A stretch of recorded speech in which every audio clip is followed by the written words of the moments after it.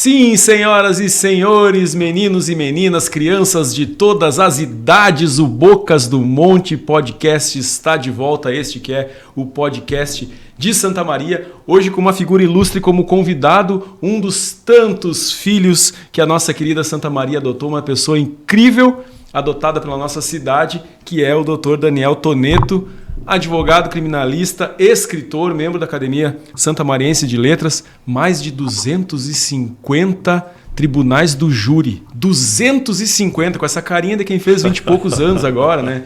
Inacreditável.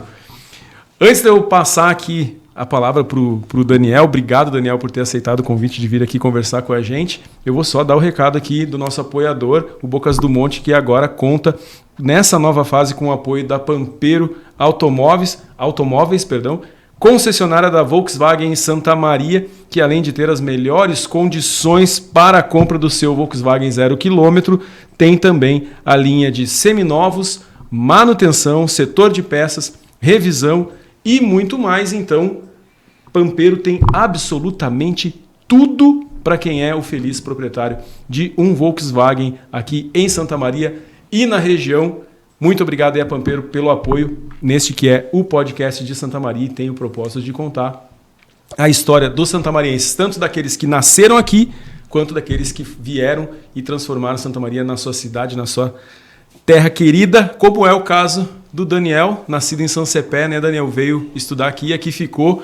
Obrigado mais uma vez por ter aceitado o convite de vir conversar com a gente aí no Bocas do Monte Podcast. Eu que agradeço, Guilherme. É um prazer estar aqui. Eu sempre vejo o teu programa e gosto muito. Falou em 20 e poucos anos do Ademir, sou amigo há 30 anos. Agora, em 2025, fez 30 anos que eu sou amigo do Ademir. Eu lembro que na época do Colégio Centenário. Então é um prazer estar aqui no meio de grandes e velhos amigos. Perfeito. Pois então, ó, foi uma boa tu ter puxado essa questão do Colégio Centenário, que eu tenho o costume de começar a conversa perguntando para o convidado como que era o Daniel na infância. Já para a gente começar do começo e para quebrar o gelo também, né? Porque a infância diz muito de quem a gente é e traz muitas lembranças legais também. Como é que era o Daniel gurizão? Eu tive uma infância muito feliz, muito feliz mesmo. Eu nasci em São Cepé e morei lá até os 14 anos. Tenho um carinho muito grande por São Cepé. E nunca perdi o vínculo com a cidade. Ganhei lá um título de cidadão benemérito, fui patrono da Feira do Livro, tenho muitos amigos. Recentemente eu lancei meu último livro lá e tudo que vendeu eu doei o dinheiro para a Associação Cultural, que é muito forte, a Associação do Dr. Afif, que inclusive é o meu padrinho na Academia de Letras. Então eu tive uma infância maravilhosa. O meu avô era um homem do campo, ele tinha até a 4ª série primária, que o sonho dele era ser advogado, Guilherme. Só que naquela época era muito difícil. Sim. Meu avô nasceu em 1918, 1917, era muito difícil fazer direito. E ele sequer completou o 1º grau. E o sonho dele era ser advogado. Ele, logicamente, ele não pôde concluir esse sonho. E quando criança, ele me levava para ver o tribunal do júri. E eu, desde aquela época, muito criança, eu me lembro que o júri era no Clube do Comércio, eu ia lá com ele ver o tribunal do júri, e desde então eu vi que eu não teria outra profissão se não fosse de advogado. Pois é, isso é muito incrível, né? Porque tem pessoas que são mais raras como tu, que descobrem a profissão já quando é criança, né? Outras depois passam ali a adolescência, a juventude, pensando no que vai ser, analisando as opções. Mas tu, então, por ir acompanhar o tribunal do júri com teu avô, tu já tinha certeza que queria ser advogado desde sempre. Sim. E já imagino eu que, por acompanhar o tribunal do júri, já pensava que seria criminalista. Não ia querer ser advogado e ficar de fora daquilo que viveu ali quando era criança. Sem dúvida, né? Até quando eu era muito pequeno, eu achava que o advogado só fazia júri. Eu tinha lá 5, 6 anos. Depois, logicamente, que eu fui descobrir o inverso. Mas, por exemplo, o meu pai é médico, é clínica debaixo de casa. Eu jamais seria médico, nunca gostei. Tinha um tio meu que era médico, mas também era político. Tenho amigos e clientes de todos os partidos, não tenho nenhum preconceito, mas também nunca pensei em ser político. Eu sempre quis ser advogado desde criança. Eu sou professor há 20 anos também, e uma coisa, eu gostei também, a minha mãe era filósofa, e sempre me passou muitos livros para ler. Uhum. Eu acredito que eu virei escritor porque eu sempre li muitos livros desde pequeno.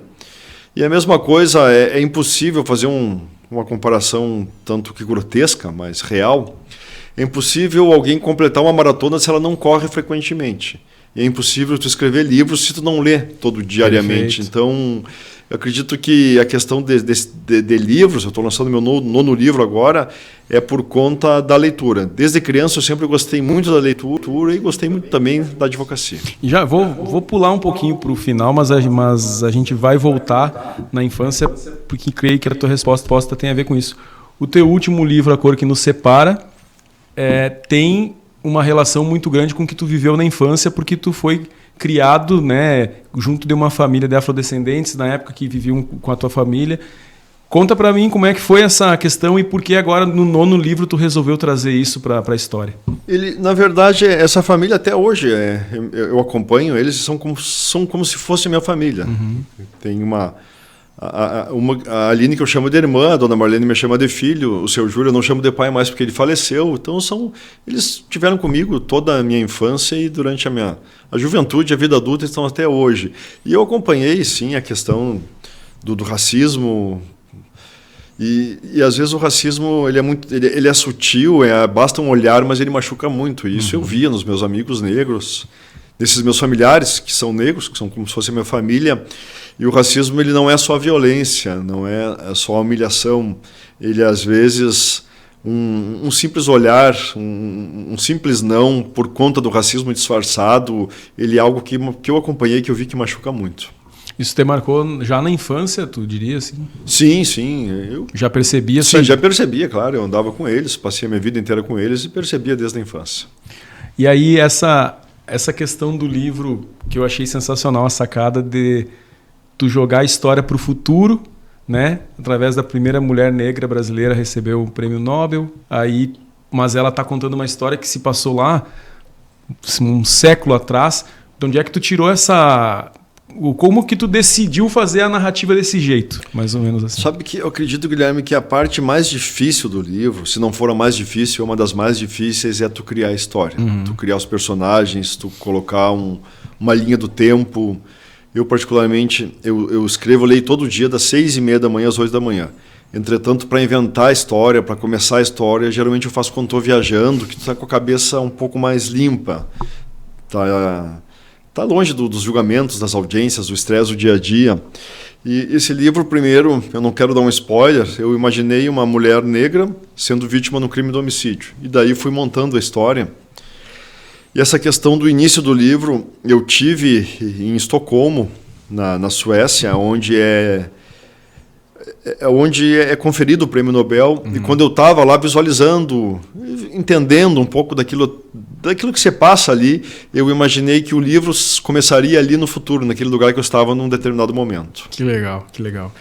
E tem, assim como a trilogia Crimes em Família, ou A Cor que Nos Separa, também tem os crimes que ali tu conta, eles também são baseados em crimes reais? Ou esses daí tu já me imaginou, tu criou, como é que foi? Até as pessoas me perguntam muito isso, Guilherme, é uma pergunta muito relevante. Só para explicar bem, veja bem, assim, seria impossível eu fazer um romance e ter uma obra de engenharia, porque eu não sou engenheiro. Sim. Ou ter uma tese de psiquiatria, enfim. Eu, logicamente, eu escrevo o que eu vivo todo dia. Eu estou com 46 anos, desde os 17, 18 que eu vejo isso frequentemente. E na minha infância eu via com meu avô, claro, de vez em quando, mas fez parte de toda a minha vida. Então, da Cor que Nos Separa, ele tem algumas partes que são reais. E, logicamente, eu tirei datas, personagens, locais, alguns detalhes, até detalhes principais, para não expor ninguém. Então, muitas coisas que você passa na Cor que Nos Separa tem um fundo real e muitas coisas também têm ficção. Então, é uma mistura entre a ficção e casos reais. E o Crimes em Família, voltando então um pouquinho, esse sim digamos, a narrativa dos crimes ela já é um pouco mais fidedigna, né? Porque daí tu pegou uma sequência ali, pelo Sim. que eu entendi, né?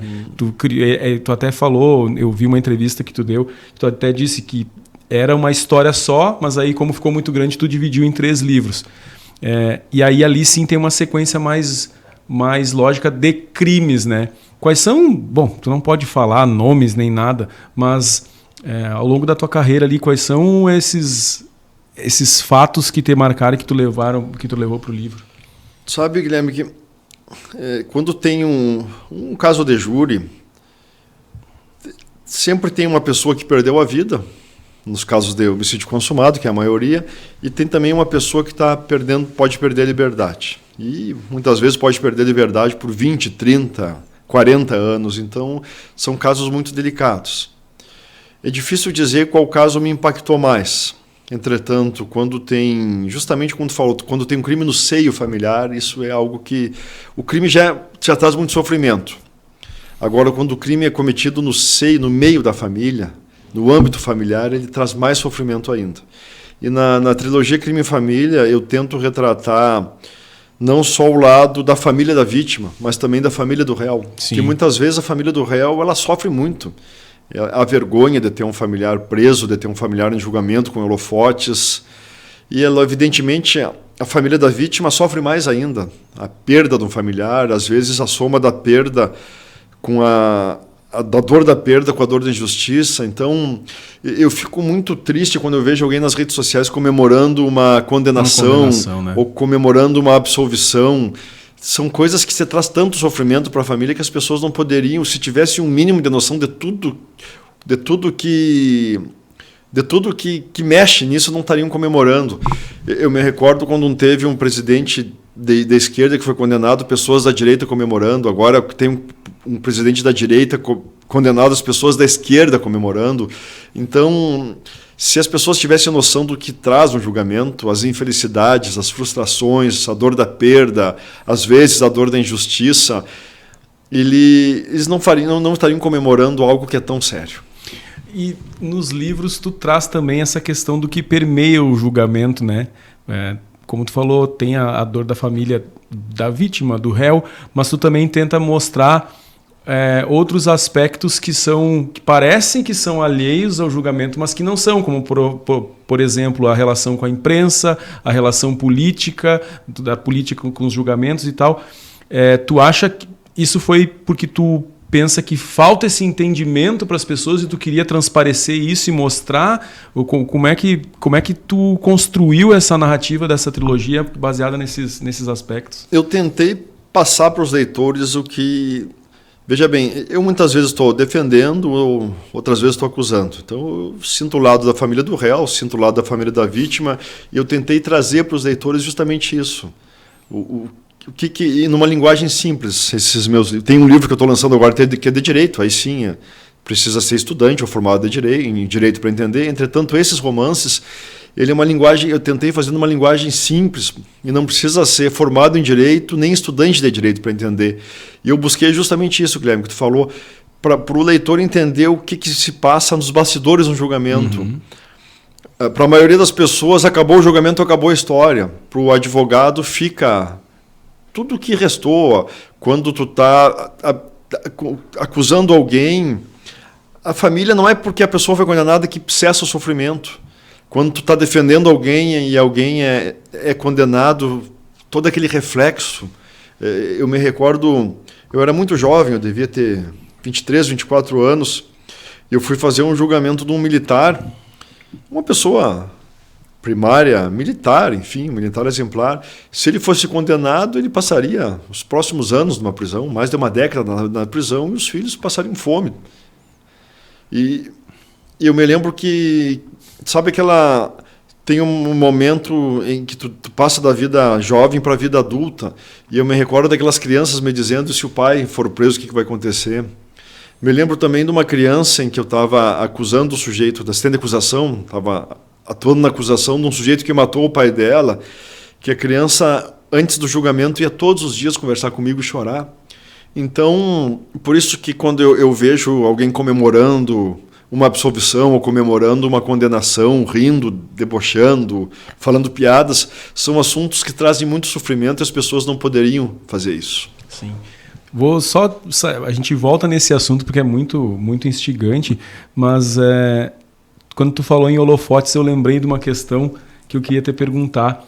tu tem uma relação muito boa com a imprensa, né? Eu debutei esse ano, todo ano tu dá um jantar para membros da imprensa ali, oferece um jantar, reúne todos eles. E eu fiquei muito impressionado, cheguei lá e era um ambiente amistoso, o pessoal de todos os veículos da cidade ali conversando, dando risada, né? Tu como anfitrião. E eu achei aquilo sensacional, eu não tinha visto ninguém fazer isso ainda, eu nem sabia que existia essa relação. Tu te dá demais com o pessoal da imprensa, né? Então, se tu puder falar um pouquinho sobre essa relação que tu tem com a imprensa, e porque ela é uma relação simbiótica para qualquer profissão, não é só para um advogado criminalista, né? Para qualquer profissão ela é uma relação simbiótica. A gente vê, e eu sinto que tem uma relação, principalmente nessa questão do profissional de direito e do profissional da imprensa, que muitas vezes eles são vistos como inimigos, como abutres, como, enfim, né? E para qualquer profissão a imprensa é muito importante, principalmente na tua. Fala um pouquinho sobre essa relação, como é que tu alimenta isso, o que tu enxerga nessa combinação aí que existe entre o advogado e a imprensa na hora de transmitir para o público o que acontece com esses crimes. Veja bem, Guilherme, assim, a imprensa ela é fundamental para um país. Eu tive em alguns países em que não se tinha liberdade da imprensa e eu vi o horror que é. Os abusos, a injustiça, a miséria humana pela falta de informação. A questão imprensa, educação, segurança pública, todo profissional tem que ser bem tratado. Todo profissional, porque se um país não tem uma imprensa livre, ele não é um país. E eu presenciei, em mais de um país que eu fui, onde a imprensa era censurada, o que acontece?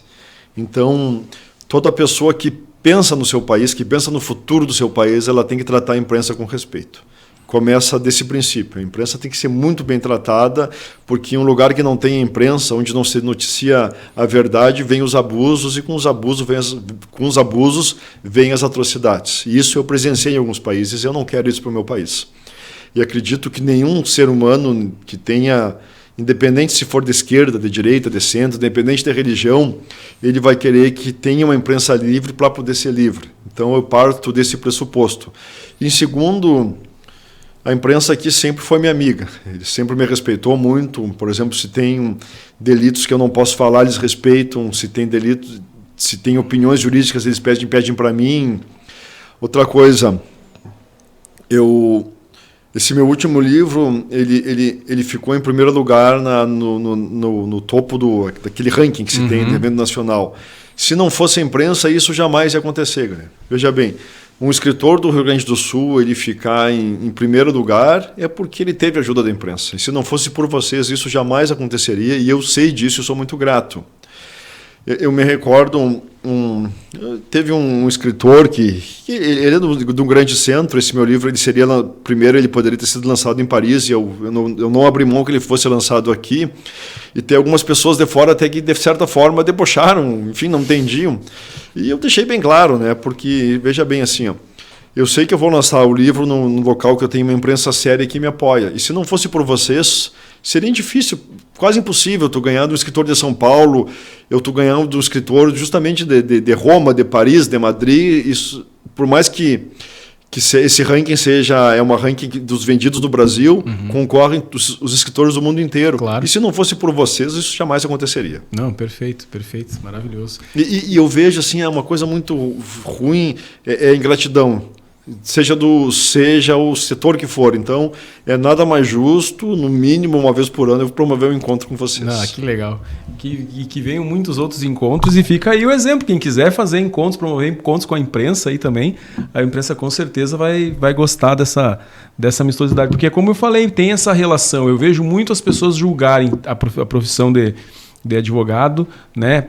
Por uma questão que daqui a pouquinho a gente vai falar também, quero conversar contigo sobre isso, essa questão de achar que o advogado que defende alguém que cometeu um crime, que ele está errado, que ele é bandido também, que ele é conivente, coisas do tipo.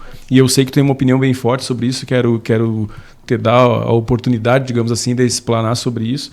E o advogado a mesma coisa, e o jornalista a mesma coisa, né? Às vezes acontece um crime. Eu não conheço nenhum jornalista que vá gostar de colocar um microfone numa pessoa que acabou de perder um ente querido e colocar ela para falar. Mas às vezes, para tu dar a dimensão daquilo que está acontecendo é necessário. Eu não me imagino fazendo isso, mas eu respeito os colegas que fazem, que têm que fazer isso, tu entende? E aí muitas vezes esses colegas, esses profissionais são confundidos como gente que quer, que está ali tentando lucrar em cima da desgraça alheia. Enfim, eu vejo uma relação muito próxima, né, com os advogados. Tu atua como advogado criminalista de defesa e já atuou de assistente de acusação, né?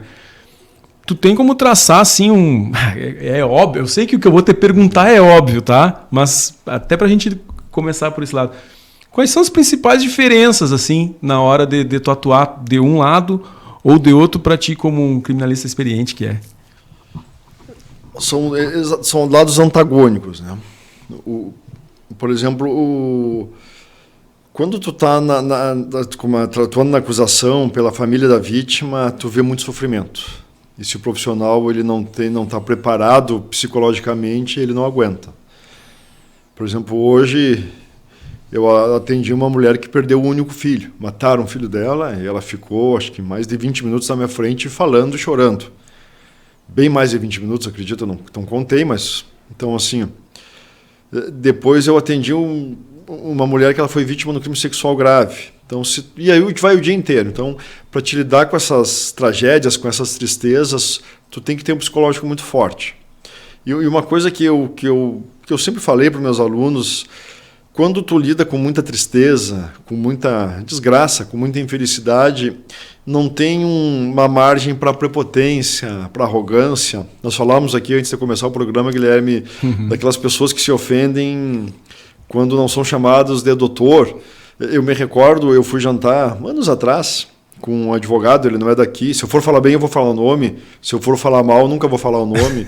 Enfim, nós estávamos jantando e o garçom teve um pequeno equívoco e sujou a gravata dele e ele ficou furioso com aquilo. Foi a última vez que eu conversei com ele também. Olha, quando tu lida com tantas vidas que se perdem, com a liberdade que está prestes de ser cerceada, quando tu lida com tanto sofrimento, uma porcaria de uma mancha, uma manchinha de uma gravata vai ter tirado do sério, é porque essa pessoa ela não está preparada para a profissão. E o que aconteceu? Esse profissional, tecnicamente era muito bom, mas claro que ele não vai aguentar uma rotina. Ele teve diversos problemas depois, ele não é daqui, não é da região, mas ele não aguentou a profissão. Por justamente isso. Quando tu lida com esses sentimentos, não tem margem para soberba, para arrogância, principalmente para futilidade. Sim, porque imagino eu que seja porque tu vê que existem problemas muito mais sérios do que aqueles que tu enfrenta no teu dia a dia, né, o corriqueiro ali. Tu tá lidando no teu horário de trabalho com uma pessoa que vai perder a liberdade, outra com uma pessoa que perdeu aquele ente que ela mais ama, e aí tu vai se aborrecer porque o pneu furou, porque a gravata manchou. Eu acho que é incoerente, né? Imagino eu que seja por isso. Eu sei que os advogados, os criminalistas, aqueles que atuam na defesa, muitos deles, não todos, mas muitos deles têm alguns limites, né? Que eles colocam para si mesmo, assim. Olha, e às vezes tem muita questão pessoal, não estou dizendo que seja o teu caso, mas às vezes tem questão pessoal. Olha, um advogado que teve um problema sério de drogadição na família, ele se recusa a atender alguém envolvido num caso de tráfico de drogas. Enfim, cada um tem o seu limite. Qual é o limite do Daniel Toneto? Tu tem algum tipo de crime que tu não atende, algum criminoso que cometeu determinado ato que esse tu não defende? Sim, sim. Veja bem assim, para deixar claro que aqui no Brasil, até as pessoas às vezes não entendem, e até o aluno no início da faculdade tem uma dificuldade de entender. No Brasil, por exemplo, se chegar ao réu e falar eu sou culpado e eu não quero um advogado, é obrigatória a presença do advogado. Então, para ter o devido processo legal, tem que ter a presença de um advogado. E esse advogado tem que ter uma defesa coerente, porque se a defesa for falha, digamos assim, irregular, incompetente, o processo é nulo. Então, é obrigatória a presença do advogado.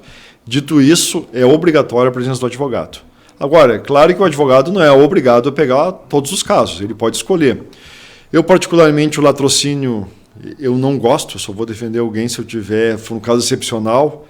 O que é o latrocínio? Quando tu mata alguém para roubar. Eu me recordo, anos atrás, chegou um sujeito lá que tinha matado um pai de família por causa de valores. Então, é um crime que, logicamente, que tem que ter defesa, eu respeito quem defenda, mas eu não defendo. E essa questão das facções criminosas também, eu também não me agrada. Uhum. E agora, logicamente, assim, tem muitos ex-alunos meus que estão vendo isso, vão ouvir o programa, eu respeito quem defende e é obrigatório ter defesa. Claro. Entretanto, eu particularmente eu não defendo. E o pessoal, tu falou sobre essa questão no Brasil, né, que é obrigatório ter um advogado. A gente é muito acostumado a assistir filmes de tribunal nos Estados Unidos e que em determinado momento o réu se acha que não está sendo bem representado, ele levanta, dispensa o advogado e diz: eu quero me representar a partir de agora. Isso no Brasil não pode. Não pode. Então, o pessoal não... A única hipótese do réu poder se defender é se ele for habilitado como advogado, né? Mas o réu que não tem habilitação não pode. Tem que ter um profissional, um advogado, independente se o réu quer ou não. Daniel, e assim, só para explicar ao pessoal em casa, tá? Eu tô chamando de Daniel porque ele me autorizou para a gente não ficar aqui querendo, que nem no STF, Vossa Majestade, Vossa Excelência e tal. Então, para a coisa ficar mais tranquila até para vocês que estão assistindo, eu tomei a liberdade aqui, pedi a autorização para ele para chamar ele de Daniel e não de Dr. Daniel. Então, Daniel, tu trabalhou em vários casos que foram muito midiáticos, casos que foram muito representativos, assim, que as pessoas com certeza vão lembrar. Quais seriam assim aqueles que mais te marcaram? Ou pode ser positiva ou negativamente, pode ser aquele caso... Eu quero te perguntar depois qual foi o caso mais horrendo assim que tu testemunhou, aquele que mesmo contigo, com tantos anos de experiência, aquele que tu até hoje pensa naquilo e não se conforma, coisas que te marcaram muito, assim. É difícil falar que o escritório fez 24 anos agora, então...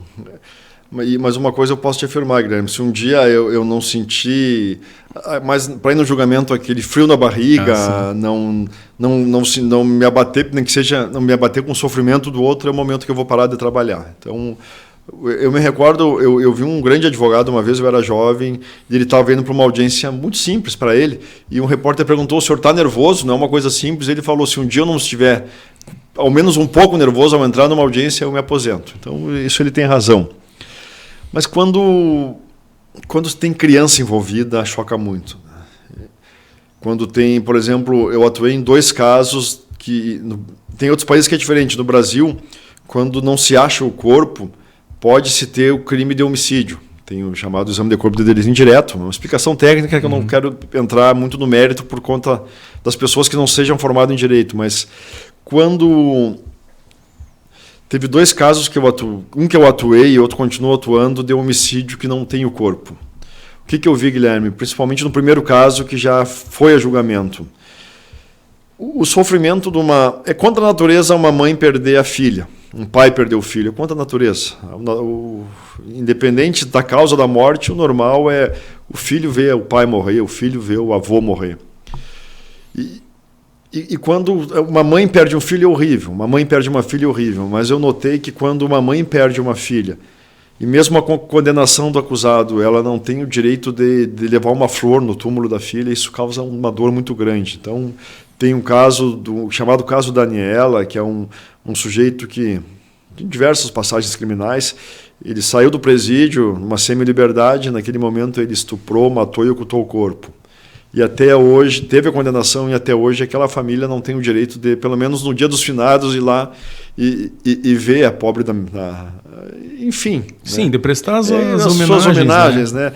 Isso, cada vez que eu vejo a família, até hoje eu lembro, né? Casos que, por exemplo, que uma mãe matou o próprio filho, casos em que... Tem um caso muito relevante, eu não vou falar nomes, que Sim. A mulher matou o marido, e depois que ela matou o marido, a filha começou a ir melhor no colégio, de tão ruim que ele era em casa.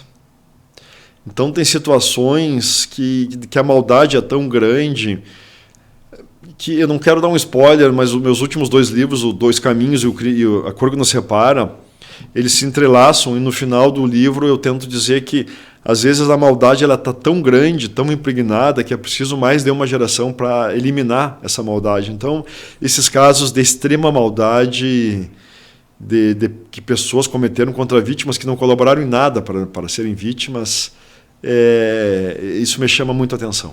E já que tu está falando nisso, eu sei que tu estudou até para tuas teses de mestrado, tá fazendo doutorado, ou já terminou o doutorado? Não, desculpa. Eu fiz uma especialização, eu fiz 2 mestrados, um em Portugal, um mestrado, agora estou cursando o doutorado em Salamanca, na Espanha. Perfeito. E tu estudou muito sobre a questão da psicopatia, da sociopatia, a tua tese foi sobre ressocialização, né? Eu sei que tu tem algumas opiniões a respeito da questão das penas no Brasil, que principalmente o público em geral, que não entende muito da questão do mecanismo jurídico, às vezes se revolta. Crimes horrendos e que a pena é considerada baixa e ainda por cima depois tem a progressão da pena e a pessoa sai com menos. Porque a gente tende a pensar, né? O fulano cometeu aquele crime, pegou 40 anos, pegou 27 anos. Mas a gente sabe que na prática ele não vai ficar tudo isso. Então, quanto maior a pena ele pegar, maior a chance dele sair mais tarde. Mas queria que tu falasse um pouquinho sobre isso, sobre o que tu pensa das penas aplicadas a pessoas como essa. A gente teve agora o caso desse bandido, desse criminoso que matou a companheira lá em Porto Alegre, colocou o corpo dela num guarda-volumes, e ele já tinha cometido um crime, ficou pouquíssimo tempo na prisão, saiu e cometeu de novo. Isso é muito comum. Não vou pedir para tu comentar esse crime porque tu não está nele, né? Mas isso é muito comum. E isso revolta muito as pessoas, condenados que recebem penas, saem muito cedo, cometem o crime de novo. Se tu puder falar um pouquinho sobre isso pra gente. Isso é algo muito, muito complexo, Guilherme. E me entristece no Brasil as discussões. Eu me recordo, anos atrás, eu fui numa reunião de segurança pública, não aqui, tinha um sujeito da extrema-direita que queria prender e matar todo mundo. Tinha um da extrema-esquerda que queria soltar todo mundo. Então não é assim. Isso é algo muito complexo. Eu me retirei da reunião, não ofendi ninguém. Isso é algo muito complexo. Eu estudei isso a minha vida inteira. E quando eu vejo políticos sem base, sem nenhum estudo falando sobre isso, até dá uma tristeza muito grande. Porque, veja como é importante a ressocialização. Nós temos no Brasil hoje mais de 700 mil presos. Se tu partir do pressuposto que no Brasil não tem prisão perpétua e não tem pena de morte, essas pessoas um dia vão sair da cadeia. E a grande maioria volta a reincidir e volta a cometer crimes. Então vira um inferno o país. Por isso que o Brasil tem, dependendo do ano, tem mais de 50, mais de 60 mil homicídios. O meu primeiro mestrado eu fiz justamente sobre a ressocialização de apenados. Eu pesquisei inúmeros presos. Não foi nem 10, nem 20, nem 30. E de crimes graves para que se ressocializasse. Desse universo muito grande que cometeram crimes graves, eu encontrei apenas um. O que eu consegui no estudo? Ele tinha uma família digna, e quando eu falo em família digna, Guilherme, não estou falando em família rica. Sim. Nem família pobre. Isso não tem nada a ver com... Eu estou falando em carinho, em amor, em disciplina, em bons valores. Tem famílias ricas que não têm isso. Tem famílias pobres que têm isso de sobra. Isso ele tinha. Segundo, eu consegui, de uma forma ou outra, eu consegui um trabalho digno para ele. E terceiro, eu consegui uma faculdade e consegui que ele se formasse. Ele foi um estudo de caso no meu trabalho. E essas três coisas geraram um quarto elemento muito importante, que é a esperança. Nenhum ser humano ele vive sem esperança. Uhum. E por conta desses 4 requisitos juntos, ele se ressocializou, nunca mais cometeu crimes. Então, mas entretanto, também tem situações que talvez daqui a uns anos a ciência vai poder explicar, hoje não pode. Tem questões de pessoas extremamente psicopatas. Vamos pegar esse exemplo. Tu acha que o homem que concretou a mãe, uma mulher inocente, vai sair do presídio, num local superlotado, degradante, e vai sair dali e vai virar uma pessoa boa? É claro que não. Tanto é que deu o exemplo. Tem um grau de criminosos que cometem inúmeros crimes, matam criança. Tem um sujeito que estuprou a avó, e é uma avó que só fez coisas boas para eles. Então, esse tipo de pessoa, de uma psicopatia muito avançada, de uma maldade extrema, de uma monstruosidade, é claro que eles não vão se ressocializar. Te recorda do bandido da Luz Vermelha? Sim. Ele saiu da cadeia, acharam que ele ia fazer o quê? Que ele ia fazer coisas boas, ia cuidar de crianças, ia para um lar cuidar de idosos. É claro que não. Então, o Brasil ele não está preparado, e eu afirmo, ele não está preparado para uma determinada espécie de criminosos que são extremamente psicopatas. E com base em todos os estudos, tá? Não que eu queira que tu emita a tua opinião, Claro que se tu quiser, melhor ainda. Mas com base em todos os estudos que tu já fez, tudo que tu leu, acompanhou, a alternativa para isso que tu falou seria o quê? Tem que ter uma legislação mais séria e para determinados presos, eu não estou defendendo aqui a pena de morte, pelo contrário, mas determinados presos que têm esse grau de psicopatia, de maldade, tinha que ter um cuidado muito, muito maior quando ele progride para o regime semiaberto. Esse caso que eu falei dessa família que o sujeito estuprou, matou e ocultou o corpo, ele tinha diversos crimes e quando ele saiu numa semi-liberdade, ele já matou, já estuprou, já matou. Então, criminosos dessa estirpe tinha que ter um cuidado maior. Então, o advogado Daniel Toneto não é a favor da pena de morte nem da prisão perpétua. Se tu puder falar um pouquinho do porquê, não estou discordando de ti, só quero que tu... Por exemplo, assim, eu me recordo, uma vez eu estive na Noruega e tinha 2 presídios lá que o índice de ressocialização era muito maior. Mas é claro, assim, a gente está no Brasil. Não tem como tu fazer aqueles presídios aqui. A primeira coisa que tinha que fazer é investir no sistema penitenciário para que recuperasse as pessoas. Porque não tendo a prisão de morte, não tendo não tendo a pena de morte, não tendo a prisão perpétua, essas pessoas vão sair. Elas têm que sair de lá com chances de ressocializar. Então, uma das primeiras coisas que os governantes deveriam fazer é fazer uma penitenciária, logicamente, que puna as pessoas, mas que dê esperança para que aquelas pessoas saiam dali para não voltar a cometer crimes. O ser humano ele não foi feito para estar preso. Entretanto, muitas dessas pessoas que estão presos, se tivessem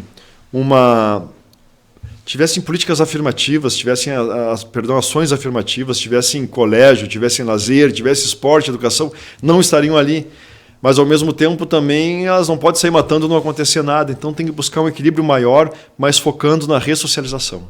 Sim.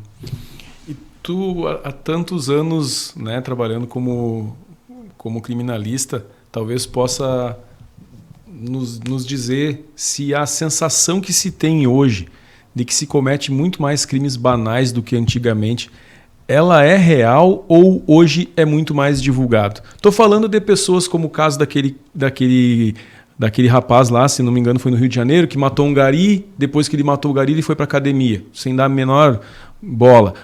Gente que assassina mendigo, gente que mata pessoa que está pedindo dinheiro porque não gostou que ele esbarrou, que ele olhou para a filha e tal. Já acontece N casos no Brasil desse tipo. Primeiro, o que tu pensa disso? Se tu tem uma análise do porquê que isso acontece e também se essa percepção de que as pessoas têm de que isso tem acontecido mais, ela é verídica ou sempre aconteceu, só que agora é muito mais divulgado por causa de tudo que a gente vive, né? Rede social, todo mundo hoje tem uma câmera na mão, enfim. Infelizmente, o Brasil, nos últimos anos, a criminalidade é uma epidemia. A criminalidade aqui no Brasil, não tem dúvida, basta ver os números, nos últimos anos aumentou muito. Em 2017, nós chegamos no recorde de mais de 65 mil homicídios. Agora baixou um pouco. Mas se tu pegar, por exemplo, assim, no Canadá, dá 600 homicídios, em Portugal dá 100 homicídios. Aqui dá 50 mil homicídios. Nossa. Então, o crime ele banalizou. A questão das facções, tudo que tu vê do aspecto social, no Brasil ele aumentou muito a criminalidade. O Brasil hoje chegou a ser... Só pegar um exemplo. Tem um livro que eu gosto muito que chama Meninos de Zinco, de uma escritora ucraniana. Inclusive, ela foi laureada com o Prêmio Nobel da Literatura. Ela fala por que Meninos de Zinco, na guerra da antiga União Soviética com o Afeganistão, demorou de 1979 a 1989. E em 10 anos, 15 mil pessoas morreram. 15 mil soldados soviéticos morreram. No Brasil, num ano, já deu mais de 60 mil homicídios. Nós chegamos a ser, dependendo do ano, o número que mais teve homicídios em números absolutos. Aqui se mata mais do que muitas guerras, por conta das facções do tráfico de drogas e de tudo que se vê, das falhas do sistema.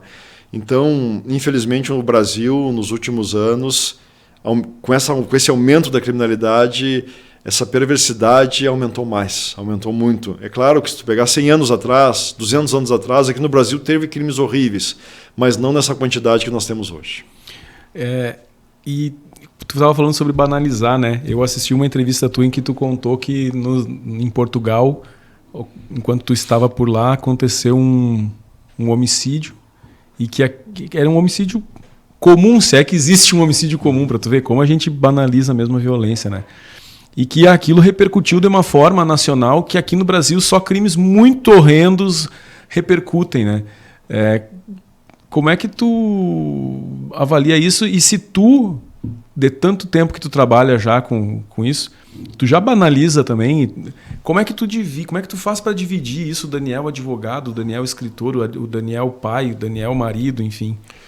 Primeiro, assim, essa questão, é claro que não tem como não ficar triste. Se tu banalizar, é porque tu já perdeu as essências. Eu me recordo, eu estava em Portugal, deu um crime, e as pessoas estavam horrorizadas, e um português meu amigo, perguntou, o que tu acha disso? Olha, infelizmente, no meu país, tem dias que acontecem 200 crimes como esse no mesmo dia. E eles se horrorizam, porque a gente está acostumado. Tu pegar, por exemplo, toda hora a Argentina fala na Guerra das Malvinas, mataram 805 pessoas, 809, uma coisa assim, nas Guerras das Malvinas. Isso no Brasil, em uma semana matam mais. Então, essa questão tinha que combater essa criminalidade, e no momento que eu banalizar isso, Guilherme, é porque eu vou deixar de gostar do meu país, porque nenhum país pode passar o que nós estamos passando.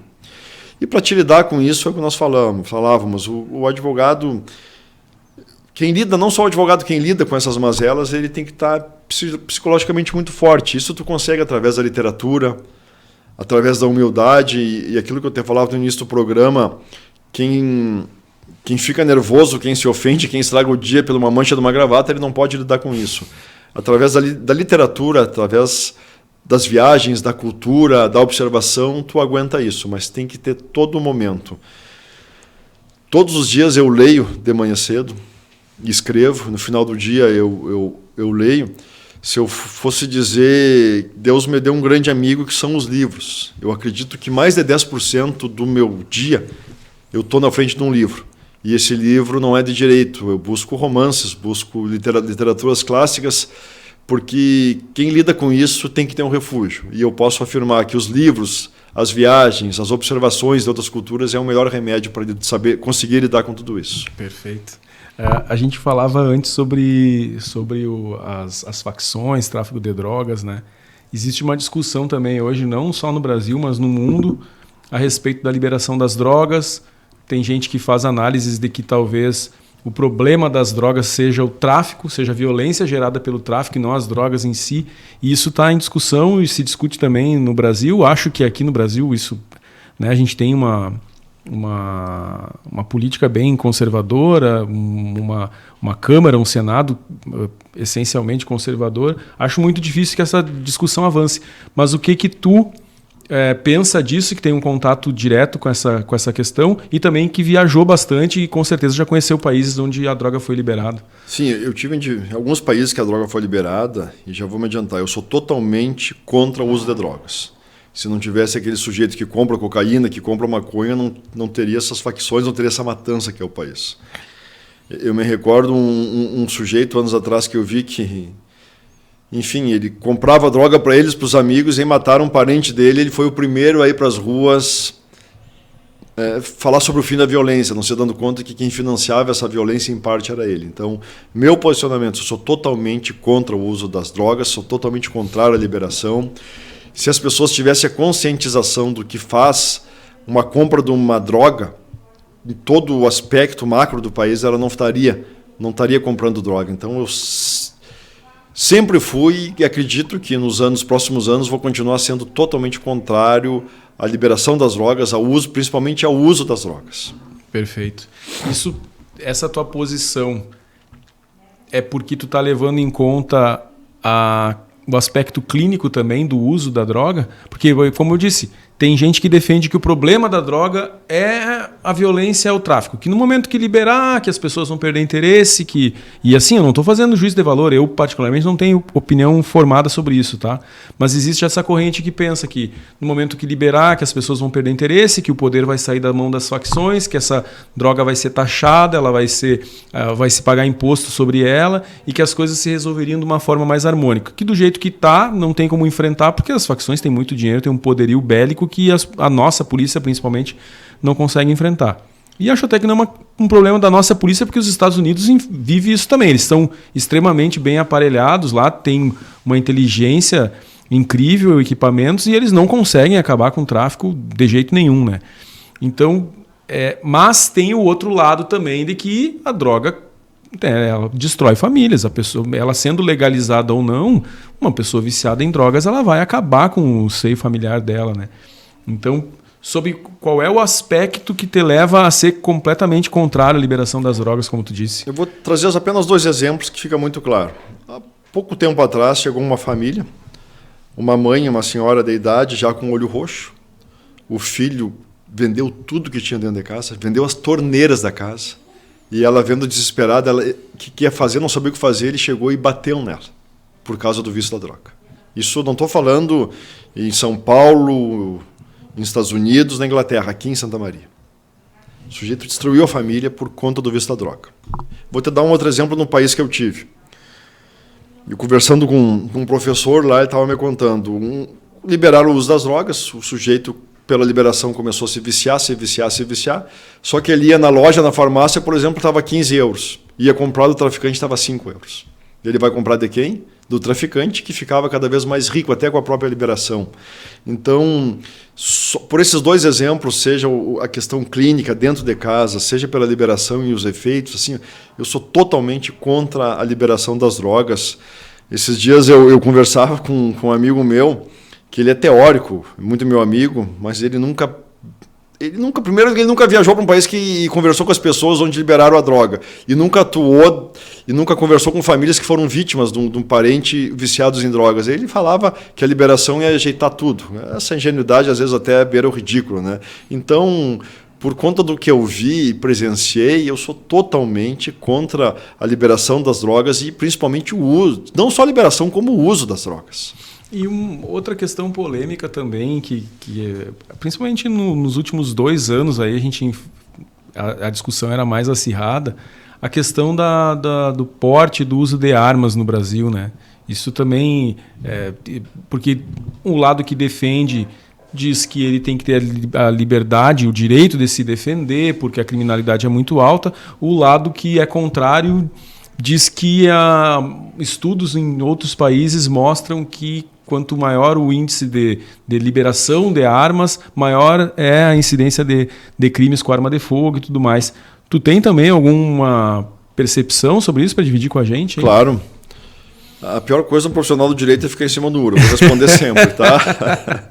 Lógico, se tiver um processo em trâmite que eu não posso falar... Tu me perdoa, porque eu nem estava no meu script, mas eu vi que tu não fica em cima do muro e eu falei, então agora eu vou. A pior coisa um profissional do direito veja bem, não vou me manifestar. Claro, se é um processo que tem segredo da justiça, tu não pode. Enfim, óbvio. Tem processos que até não estão segredo da justiça, tu não pode adiantar a tese. Mas o profissional do direito ele não pode ser covarde. Veja bem, assim, tinha um jurista italiano que falava mais ou menos o seguinte: a verdadeira sabedoria jurídica é o bom senso. Então vamos lá. Primeira coisa, para alguém ter uma arma, essa pessoa tem que estar preparada. Eu estou falando preparada psicologicamente e também a questão tem que saber atirar, tem que ter, né? Não vai uma pessoa que mal pode enxergar, que mal enxerga não pode ter uma arma. Também uma pessoa desequilibrada não pode ter uma arma. Em primeiro lugar, a pessoa tem que preencher os requisitos. Tem que saber atirar, tem que ter segurança a atirar e tem que estar bem psicologicamente. Agora veja uma coisa, veja uma situação. Um sujeito no interior do Rio Grande do Sul, para fora. A próxima sede da polícia mais próxima a 40 quilômetros. Está ele, a esposa e 2 filhos pequenos. Ele tem condições psicológicas e sabe atirar, sabe manusear uma arma. Tu vai proibir ele de ter uma arma? Pois é. Tu vai proibir, chega lá bandidos, lá chega uma facção e vai fazer o quê? Vai começar a rezar? Vai dar uma maçã do amor? Vai fazer o quê? Então é evidente que tem situações que as pessoas devem ter uma arma, mas elas têm que saber manusear uma arma.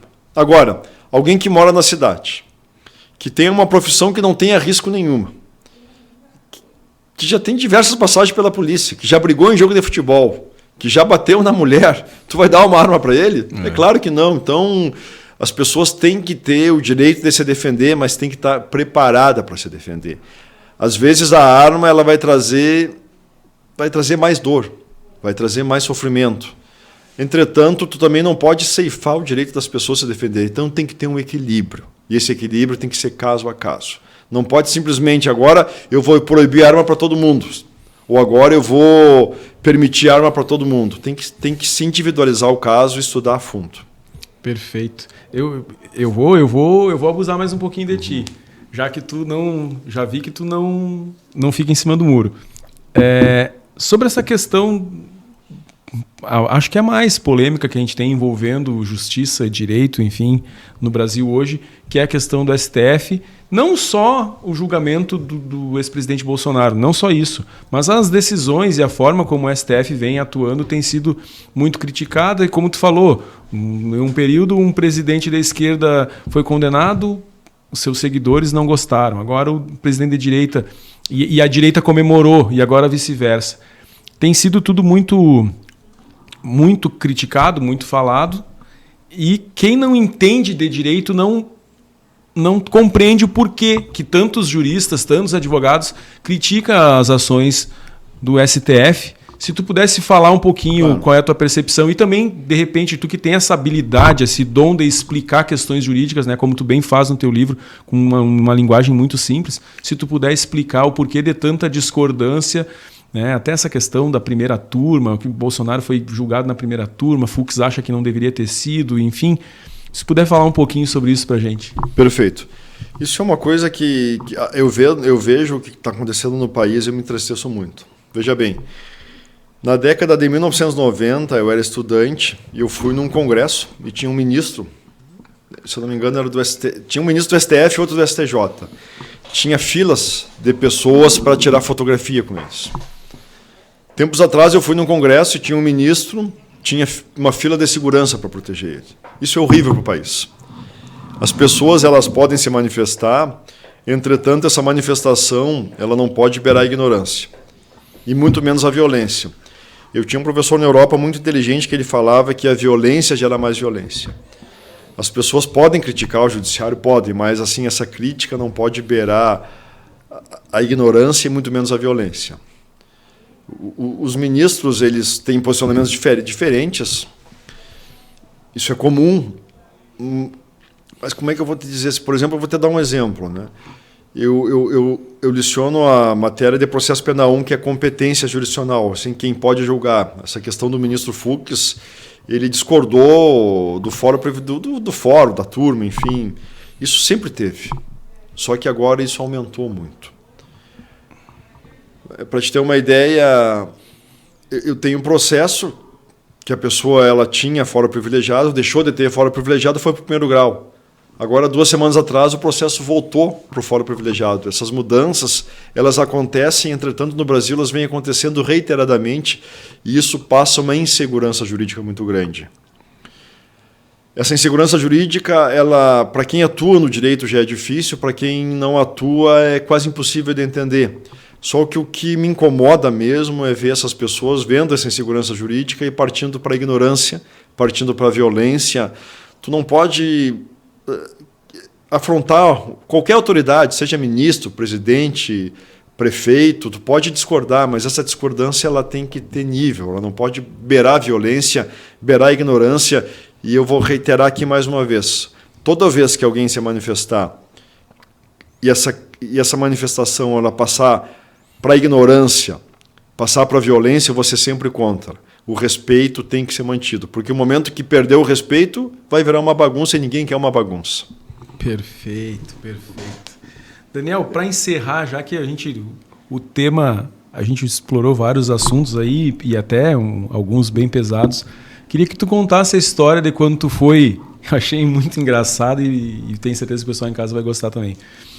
Quando tu recebeu a homenagem da Câmara de Vereadores, cidadão benemérito de Santa Maria, fez lá uma série de agradecimentos, Aí isso gerou um certo desconforto em casa, mas tinha uma... Conta aí essa história, eu vou parar até de narrar, porque tu sabe já do que eu tô falando e eu vou acabar estragando a história. Isso foi o Padre Chico que me salvou. Né? eu ganhei o título de cidadão benemérito, eu tinha o quê? Acho que foi 2014, eu tinha 34 anos, e eu saudei diversas pessoas e esqueci minha esposa. Daí o Padre Chico... tinha esperando uma janta, ela estava muito triste. Daí o Padre Chico disse que eu não saudei ela que eu estava pedindo ela em noivado aquela noite, né? Então, toda vez que eu, geralmente essas homenagens eu esqueço alguém, eu já peço toda vez não, algumas vezes eu esqueci alguém e desde o início eu já peço desculpa por se eu começar a saudar eu esqueci alguém. Né? Não, então aproveita para a gente encerrar. Aproveita e faz uma saudação à esposa, então, se fazer uma reparação histórica lá, que não foi feita na Câmara de Vereadores. Tenho certeza que já falou em várias entrevistas muito, muito dela, do quanto foi importante todo o apoio. Então, dá o teu recado para... Ela sabe, nós estamos juntos há 17 anos. Claro. E eu amo muito ela, quero ficar o resto da vida com ela. E quem trabalha comigo na minha equipe, eu sempre vejo como é que elas tratam a família. Porque se tu tratar mal a família, como é que tu vai tratar um cliente? Como é que tu vai tratar teu amigo? Então, a família, e veja bem, para aqueles que estão nos ouvindo, seja pobre, seja rico, o indispensável não é a riqueza ou a pobreza, o indispensável é o carinho, o amor, a disciplina. Perfeito, perfeito. Muito bem, este foi Daniel Toneto. Cara, que conversa gostosa e assim, eu até vou revelar aqui para vocês, a gente tem um plano de fazer algumas extensões temáticas do Bocas do Monte, né? E uma delas é justamente para falar sobre crimes, a parte da segurança, contar algumas coisas. Hoje já foi um baita de um ensaio, um baita de um laboratório aqui conversar com o Daniel Toneto, ele que tem toda essa experiência e trouxe tudo isso nos livros. Eu tô lendo A Cor que Nos Separa. Assim, a linguagem é muito boa mesmo, dá para ver que o cara leu a vida inteira, que ele tem conteúdo ali, sabe transmitir tudo que ele quer dizer, não deixa pontas soltas. Então recomendo aí que leia a Cor que Nos Separa, e depois que eu terminar esse eu vou atrás dos outros livros do Daniel também para completar a coleção toda. São 9 livros, não vai ser fácil, né? Esse que é aí membro da Academia Santamariense de Letras. Muito obrigado. Obrigado, Daniel, mais uma vez por ter aceitado o nosso convite de estar aqui, que não vai ser só a primeira, tenho certeza. E você que nos acompanhou até o final, muito obrigado. Deixa o seu comentário, deixa a sugestão de entrevistados aqui, quem você acha que deve ser entrevistado no Bocas do Monte. Claro que tem muitas pessoas que a gente traz que é por questão de oportunidade, a gente se encontra, conversa, opa, vamos lá no Bocas do Monte e tal, mas tem muita gente ainda que a gente quer trazer e vai trazer. O fato de uma pessoa vir antes da outra não significa que aquela que vem depois seja menos ou mais importante, enfim. Muita gente legal ainda vai passar por aqui, deixa então sua sugestão, curte, compartilha, não importa a plataforma que você estiver assistindo, segue o Bocas do Monte no Instagram, porque lá a gente vai começar a colocar cortes também do que acontece por aqui. Muito obrigado e até o próximo Bocas do Monte Podcast. Valeu! Beleza, valeu, Guilherme. Ótimo, excelente. Muito obrigado. Acho que neste sábado